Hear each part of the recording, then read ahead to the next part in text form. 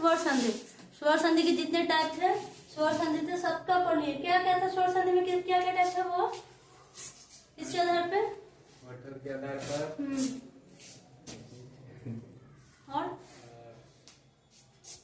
जितने आधार पे स्वर का वर्गीकरण था हम लोग सब पढ़ लिए। ठीक है, अश्व स्वर दीर्घ स्वर रचना एवं प्रयोग के आधार पर पढ़ चुके हैं।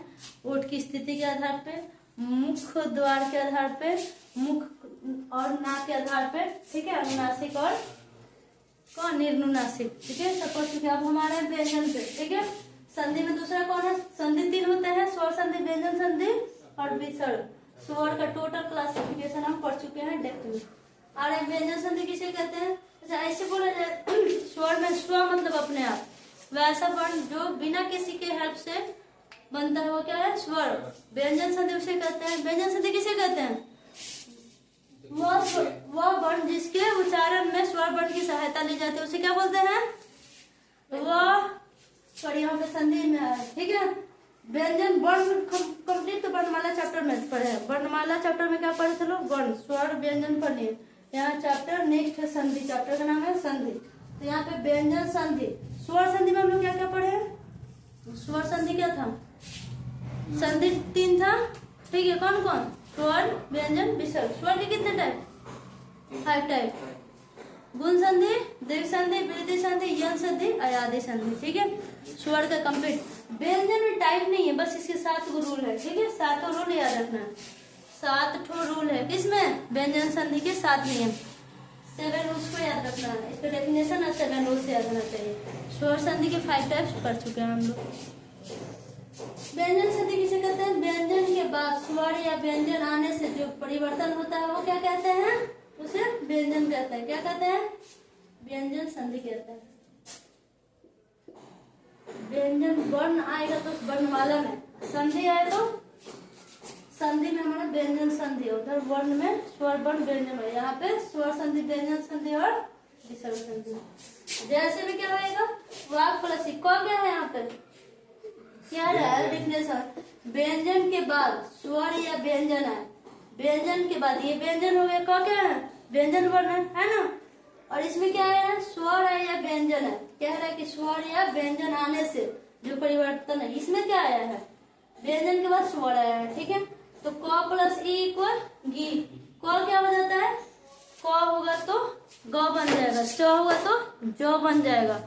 रूल नंबर 1 ये कहता है, ट होगा तो ड बन जाएगा, त होगा तो द, यानी जो भी होगा अपने वर्ग का पहला अक्षर जो होगा वो अपने वर्ग के तीसरे अक्षर में कन्वर्ट हो जाएगा। किसमें बदलेगा, क पहला है तो ये तीसरे में कन्वर्ट होगा, क किस में कन्वर्ट होगा, ग में, च ज में। ठीक है, तो वाक प्लस इस वागीश, ठीक है, हो गया। अब आगे ये नोट में कुछ बात है कि व्यंजन का शुद्ध रूप हल वाला होता है, क्या होता है, हल नहीं हलंत वाला होता है। ठीक है, ये व्यंजन का डिफिनेशन था व्यंजन संधि का, हो गया। अब 7 नियम इसके लिखने चल रहा है,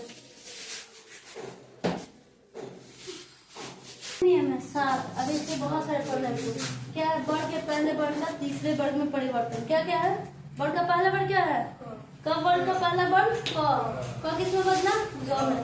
च वर्ग का पहला वर्ण च, और किसमें परिवर्तन हुआ, ज में, ट ड में, त द में, और प ब में। और क्या है, कह रहा है कि क अगर चौथा वर्ण भी रहे तो ग में परिवर्तन होगा। ठीक है, किसी भी वर्ग का पहला वर्ण अगर तीसरा उसके बाद से अगर उससे मेल हो रहा है, तीसरा से या चौथा से या अंत अस्त व्यंजन से अगर मेल हो रहा है, ये और लगा क्या है, अंत अस्त व्यंजन 4 होता है, ये और लगा। ठीक है, इसको इंग्लिश में हिंदी ग्रामर है, क, ठीक है, क का मेल अगर ग से होता है या घ से होता है या य से होता है तो क्या बदलेगा, ज में। च का मेल ज से झ से र से होगा तो ज में बदलेगा।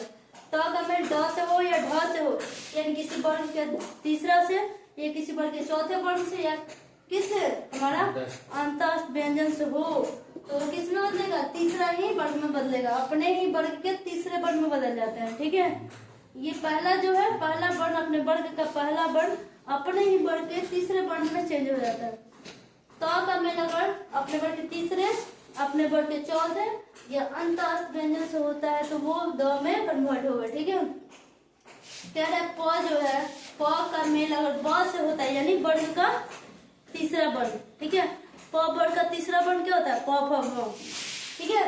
तो प का मेल अगर ब से होता है तीसरा से, या चौथा भ से होता है, या अंत अस्त व्यंजन से होता है, तो भी ये तीसरा में ही बदलेगा। ठीक है।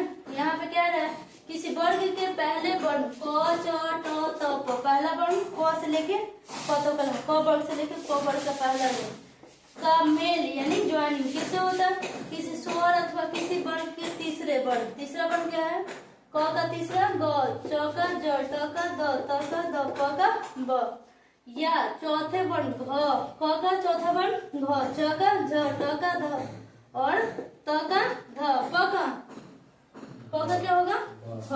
ठीक है।